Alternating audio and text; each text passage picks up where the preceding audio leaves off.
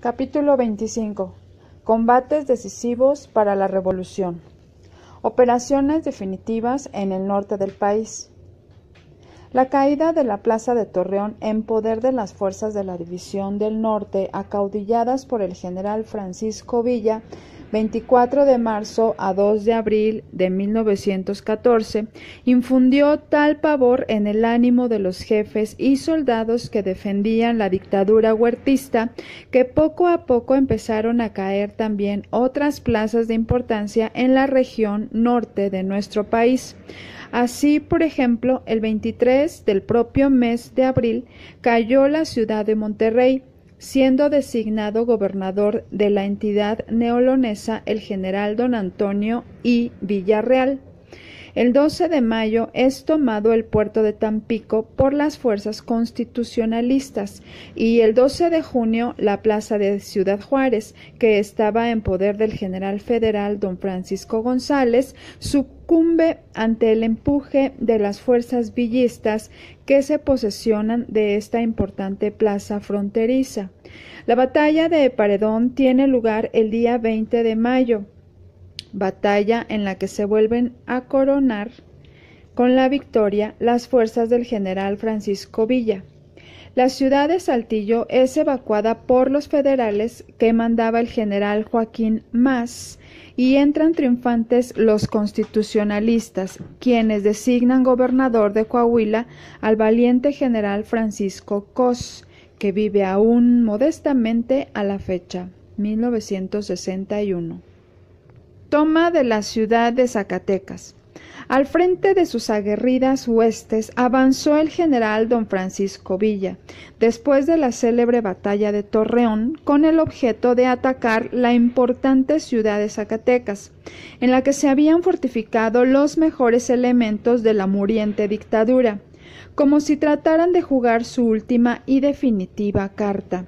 Mandaba las fuerzas de la usurpación el general Luis Medina Barrón y lo secundaban muchos jefes de las tres armas. Zacatecas y sus inmediaciones estaban cubiertas de soldados y la plaza parecía inexpugnable. La acometida de los revolucionarios fue bien planeada por el general don Felipe Ángeles, uno de los mejores artilleros que ha tenido México y que militaba a las órdenes de Villa. La acometida fue feroz, la defensa heroica, y después de varios días de sangrientos combates fue tomada la plaza, huyendo su defensor, Medina Barrón, rumbo a Aguascalientes y quedando en el antes próspero Mineral millares de cadáveres regados en sus calles, ruinas humeantes, multitud de prisioneros y los soldados de Villa triunfadores. Este hecho aconteció en la última decena de junio. Operaciones en el noroeste del país. Así como se combatía con denuedo en el norte, también en el noroeste y occidente de nuestra patria se libraban fuertes batallas. El jefe de la división del noroeste era otro aguerrido revolucionario, otro valiente soldado, el invicto general don Álvaro Obregón, a cuyas órdenes militaban también hombres de gran temple y de gran conciencia revolucionaria, como lo fueron Manuel M. Diegues, Lucio Blanco, Rafael Buelna, Ramón F. Iturbe, vive todavía, 1964, Esteban B. Calderón, Salvador Alvarado y otros muchos. Obregón recibió la orden del primer jefe, don Venustiano Carranza, de avanzar sobre el interior de la República, cualesquiera que fuese el estado en que se encontraran las operaciones sobre las ciudades de aquella región. En cumplimiento de tal disposición, Obregón hizo avanzar al general Diegues, quien libró la batalla de Orendain el 5 de julio, en la que peleó con valor el general federal Miguel Bernard, al frente de 9,000 hombres de las tres armas. Venció Diegues, desbaratando a sus contrarios que no tuvieron más recurso que replegarse rumbo a Guadalajara. En persecución de los federales marcharon Diegues y Obregón, que había llegado a Orendain a reforzar a su subalterno. Guadalajara cayó en poder de las fuerzas constitucionalistas el día 8 de julio de 1914. Combate de El Castillo. Muerte del general Mier. Era gobernador del estado de Jalisco por parte de la usurpación huertista el general federal don José María Mier, ya anciano, de ilustre familia regiomontana. Al conocer la aproximación del general Obregón, evacuó la capital tapatía con rumbo a la Ciudad de México. Obregón, deseando atacar a los huertistas, dispuso que avanzaran a cortarles el paso las fuerzas de los generales Lucio Blanco y Enrique Estrada. Así lo hicieron, librándose una terrible batalla en la estación ferrocarrilera de El Castillo, a pocos kilómetros de Guadalajara, batalla en la que quedó muerto el general huertista y muchos de sus subalternos. En las batallas libradas en Orendain y El Castillo, además de las bajas que sufrieron los huertistas, perdieron 40 locomotoras, 18 trenes, 16 cañones, 5,000 prisioneros, armamento, vestuario, municiones y $500,000 de pesos que el general Mier había pedido a los bancos de Guadalajara. Caen algunos puertos del litoral del Pacífico. El 11 de julio fue tomado el puerto de Acapulco, Guerrero, por las fuerzas constitucionalistas del sur. El día 16 del mismo mes, las fuerzas revolucionarias, después de combatir varios días, tomaron el puerto de Guaymas, que había quedado en asedio, cuando avanzaron las tropas de Obregón al interior de la República. En esta misma fecha, el general Obregón salió de Guadalajara para atacar las plazas de Colima y Manzanillo, que se encontraban en poder de los federales. Después de penosa marcha, que en gran parte se hizo pie a tierra, pues quiso el general Obregón evitar la destrucción de las vías de parte de los federales, llegó a Colima el día 9 de julio, disponiendo luego que la comunicación quedara al corriente entre dicha ciudad y Guadalajara.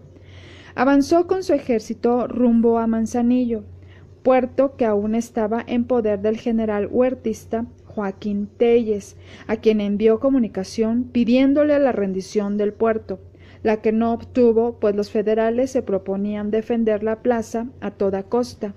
Los acontecimientos que estaban sucediéndose en esos momentos en la capital de la República iban a dar un rumbo opuesto a las intenciones del general Telles.